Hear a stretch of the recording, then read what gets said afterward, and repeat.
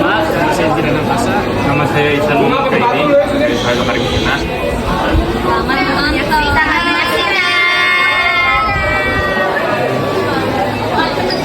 Jadi di sini saya sudah bersama dengan salah satu narasumber kami.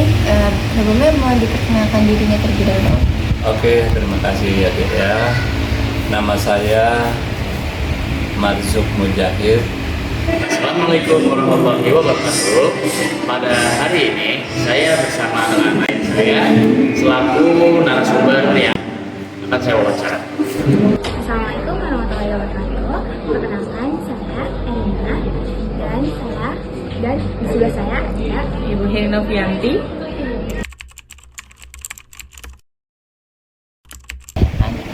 Yang pertama, apa tujuan hidup yang dulu Om impikan dan bagaimana realitanya sekarang? Ya, begini deh ya. Saya terus terang antara tujuan hidup pada saat saya kecil seperti Anda dengan sekarang itu berbeda.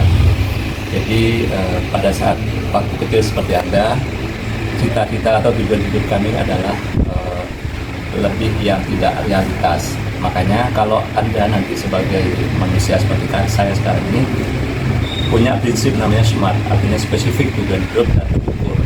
Dulu waktu saya seperti Anda, tujuan hidup saya ingin menjadi orang yang paling pinter se-Indonesia, dalam hal ini menjadi profesor, dan itu tidak tercapai. Saya sampai dengan S2 ya, kemudian tidak bisa S3 maupun profesor karena kami tidak berkecimpung di pendidikan, tidak menjadi dosen. Sehingga tujuan hidup kami saya ubah. Saya bekerja di kantoran dan mempunyai tujuan hidup yang berbeda dengan yang tadi, tidak menjadi profesor lagi tetapi menjadi orang nomor satu di perusahaan itu, dan alhamdulillah tercapai. Jadi tujuan hidup yang pertama tidak tercapai, tujuan hidup kedua tercapai. Tujuan hidup ya, tujuan hidup itu ya ini penting kita sudah sebagai insan manusia adalah menjadi bermanfaat untuk orang banyak, minimal untuk diri sendiri dan keluarga sendiri. Terus realitanya gimana? Realitanya ya alhamdulillah patut disyukuri, apapun itu pencapaian yang bisa didapatkan itu adalah hasil kerja selama 40 mulai tahun 2000 baru sudah berapa tahun, 25 tahun ya. Iya. Dari belum tepat. Wow, pertanyaannya lumayan susah nih ya. Oke, tujuan hidup tuh sebenarnya mungkin dulu tuh pengen banget bermanfaat untuk orang lain dan apalagi untuk bangsa sendiri ya. Gitu, ngebanggain bangsa atau negara kita sendiri. Pada saat itu pengen banget kayak gitu. Dan realitanya saat itu alhamdulillah dikasih kesempatan bikin bangga Indonesia, pernah ikut berangkat misi budaya ke beberapa negara.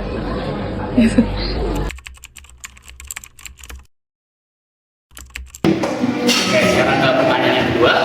Apa tantangan terbesar yang kami hadapi dalam mencapai tujuan itu?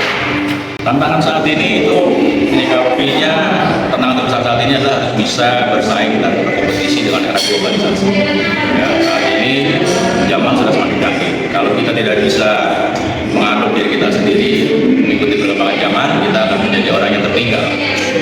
Konsisten ya, dan banyak sekali hambatan-hambatan ketika orang di sekitar kita itu kadang tidak mendukung, tapi kita harus tetap punya tujuan hidup kita dan kita harus tetap mau berproses terus gitu, jadi tidak boleh menyerah. Di tantangannya itu sama dari dalam diri sendiri ya, kadang ada kalanya kita down atau apa, tapi kita harus tetap semangat karena tujuan kita itu udah jelas gitu sih. Ya, tantangan yang paling adalah tentang kedisiplinan dan tidak fokus terhadap tujuan hidup kita. Tujuan kadang-kadang terlalu nafsu, terlalu bias, itu yang paling sering dan sering terjadi pada kita. Tujuan makanya tadi adalah tujuan harus spesifik, terukur, kemudian ada langkah-langkah untuk mencapai tujuan tersebut. Jika langkah-langkah itu tidak dilakukan, insya Allah tidak akan terjadi, tidak akan tercapai. Disiplin yang paling penting itu adalah supaya tercapai cita-citanya, tujuan hidupnya.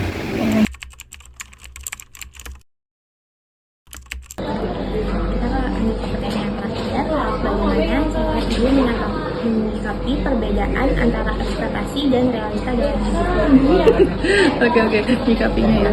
Memang ya itu sulit ya Kak. Kadang ekspektasi kita pengennya apa, tapi ternyata terkadang itu berbeda sama kenyataan yang ada. Dan akhirnya kita harus berdamai gitu kan. Tidak bisa semuanya disamakan dan tapi yang setidaknya memang jangan terlalu jauh. Kalau terlalu jauh memang kita pastinya akan kecewa sekali ya. Tapi kalau kita sudah berusaha semaksimal mungkin, tapi memang hasilnya memang kurang gitu ya, tidak sesuai dengan ekspektasi ya memang ya sudah gitu. Tapi yang penting kita berprosesnya dengan baik gitu. Jadi tidak sedih gitu kan ya, tapi kita sudah melakukan yang terbaik seperti itu sih. Ya, kami sebagai orang beragama ya percaya pada takdir.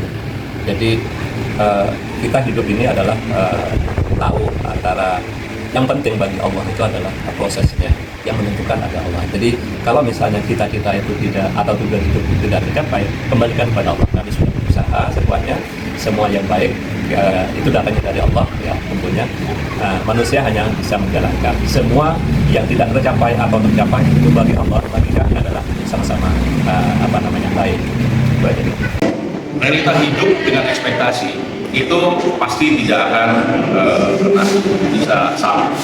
Saat itu dulu cita-citanya ingin menjadi seorang penerbang, betul ya, ingin menjadi pilot. Tapi karena nasib dan jalan berkata lain, saya harus bisa hidup menjadi bermanfaat untuk orang banyak. Alhamdulillah saat ini di beberapa perusahaan yang bekerja, pimpin, itu ada sekitar 190 tim yang bekerja. Meskipun tidak sama dengan keinginan dulu menjadi seorang penerbang, tapi paling tidak saat ini sudah bisa menjadi orang yang bermanfaat untuk orang banyak. Minimal dalam lingkungan kerja yang kecil bisa bermanfaat untuk dan dalam keluarga kami sendiri bisa bermanfaat. Bang Alif, Adi Raihan, dan sebagainya.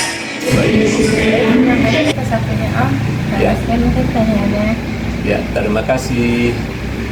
Jadi itu adalah sekian wawancara dari kami. Kurang lebihnya mohon maaf. Wassalamualaikum warahmatullahi wabarakatuh. Oke, sekian wawancara saya dengan kurang lebih 5 orang. Wassalamualaikum warahmatullahi wabarakatuh. Waalaikumsalam warahmatullahi wabarakatuh.